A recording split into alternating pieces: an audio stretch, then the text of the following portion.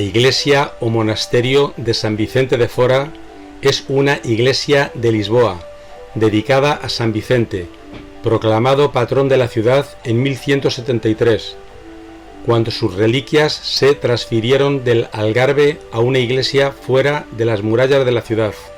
La iglesia presenta una fachada monumental, sobria y simétrica, con torres a cada lado, y las estatuas de los santos Agustín, Sebastián y Vicente sobre la entrada. La construcción se inició en 1590, de la mano del arquitecto e ingeniero Filippo Terzi, 1520-1597, según un dibujo del arquitecto español Juan de Herrera, 1530-1597. Otro personaje destacado en la obra es sin duda el arquitecto portugués Baltasar Álvares. Llevó un aprendizaje erudito en el manierismo romano adquirido a través de su arquitecto e ingeniero portugués Alonso Álvares. De esta forma nació en Portugal un nuevo estilo arquitectónico que serviría de modelo en las siguientes construcciones religiosas. Es un ejemplo de manierismo en Portugal, que se identifica con la presencia de estilos gótico y barroco. El imponente altar barroco, colocado bajo dosel, descansa sobre 4 poderosas columnas. En altos pedestales hay 8 imágenes monumentales, realizadas en madera, de la escuela de Mafra ludoviciana, y ejecutadas por Manuel Vieira. El órgano fue restaurado en 1994 por Claude y Christine Reynolter. El templo tiene planta longitudinal, de una sola nave con crucero, presbiterio bastante profundo y retrocoro. En los muros laterales de la nave destaca la secuencia rítmica de pilastras apareadas, con pequeñas capillas que en 1608 se comunicaban entre sí. El espacio, cuya iluminación se realiza a través de ventanas térmicas que se distribuyen por la cabecera y el crucero, está cubierto por una bóveda de cuna artesonada, que se decora con diferentes relieves. El crucero de la iglesia originalmente estaba coronado por una cúpula, que fue completamente destruida en el terremoto de 1755. Desde principios de agosto del año 2008 hasta el 22 de enero de 2011, la iglesia estuvo cerrada al público por falta de condiciones de seguridad, debido a considerables caídas de yeso y mortero en su interior, algunas de más de 1 kilogramo, desde una altura de unos 20 metros. Estas obras de restauración destruyeron estucos pintados en los techos. Parte de la operación fue autorizada por técnicos al servicio del Estado, quienes entendieron que no existía justificación para rehacer las yeserías, debido a que no eran originales de la época de la construcción del templo, siglo XVII. Había áreas de este monumento nacional donde la Dirección Regional de Cultura de Lisboa y Valle del Tajo, que acompañaron los trabajos, asegura que no autorizó ninguna remodelación del estuco, establecido por don Alfonso Enríquez en 1147, como resultado del voto del monarca si lograba conquistar Lisboa, el monasterio dedicado al mártir y entregado a los regentes canónigos de Santo Agostino, simbolizó esencialmente la refundación cristiana de la ciudad, convirtiéndose progresivamente en una de las casas conventuales más importantes de la ciudad. En 1527, don João III emprendió una profunda reforma de las reglas de la vida monástica, extendiéndose a la arquitectura de los conjuntos conventuales. Es considerado como uno de los edificios más impresionantes de Lisboa. El edificio actual data del gobierno del rey Felipe II de España sobre Portugal a partir de 1580, siendo rey de Portugal y los Algarves como Felipe I, realizando tan ansiada unión dinástica durante 60 años. Al monasterio se accede desde el atrio, a través de un patio con una fuente.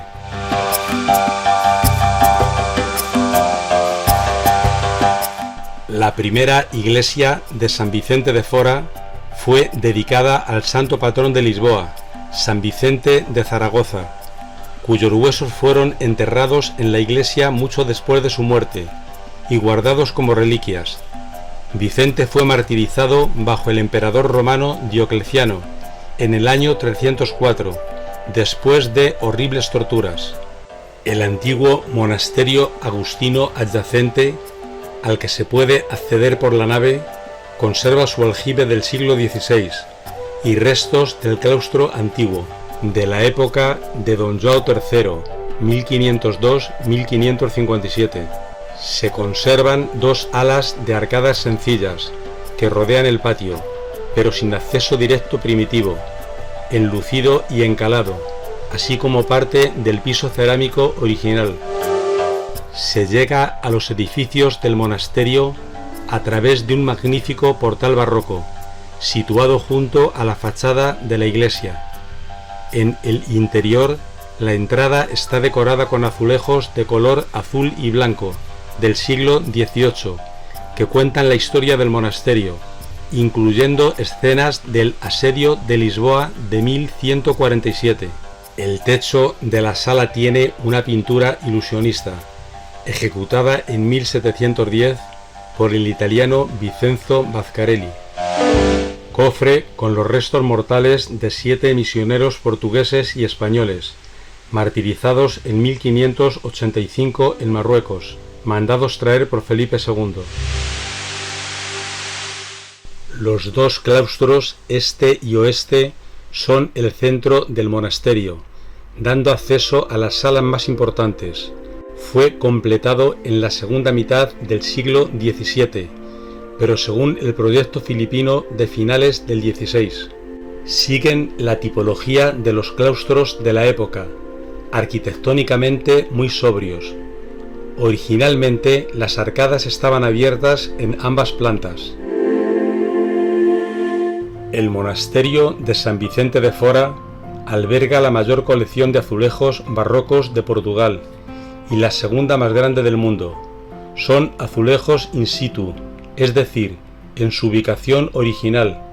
Corresponden a las diversas fases del azulejo barroco portugués. Los sillares de azulejos recortados revisten las paredes. Representan fábulas, paisajes, vistas marítimas, cenas de corte, de caza, asuntos pastoriles y campestres. Son de autor desconocido. Hay 81 paneles compuestos por 14.521 azulejos, colocados en 1737. Están artísticamente insertados en el gran ciclo de producción joanina, Don João V, 1689-1750, con sus características orlas y bordes a modo de marco monumentales. En la parte superior de las puertas, en el tímpano de piedra, se encuentran símbolos relacionados con los santos Vicente y Sebastián, los canónigos que gobiernan San Agostino, el símbolo del corazón de la orden y la mitra del obispo. En uno de los claustros hay un pozo cilíndrico, revestido con piedra. El espacio del monasterio está organizado en torno a dos claustros, desarrollándose en 3 plantas, que constituían el refectorio, las cocinas, la sala capitular, las capillas, los dormitorios, etc.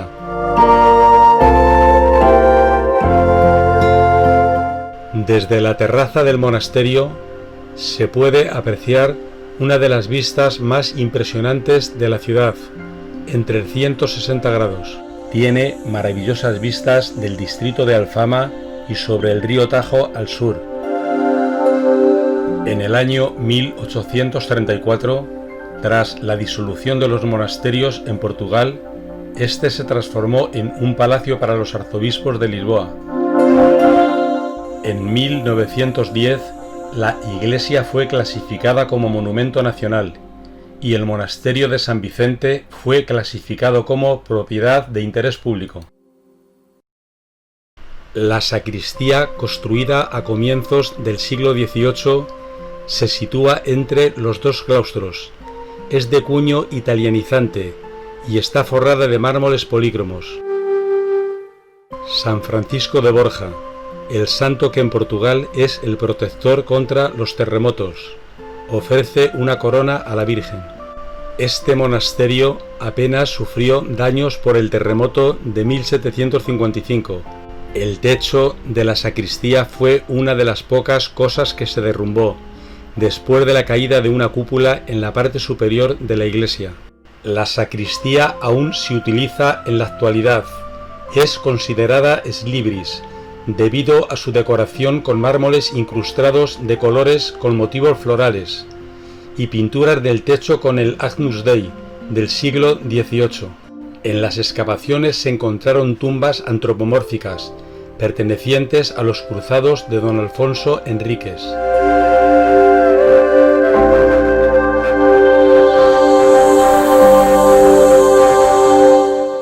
Merece especial atención la azulejería azul y blanca de la primera mitad del siglo XVIII, con 38 bellos paneles de las fábulas de Jean de La Fontaine.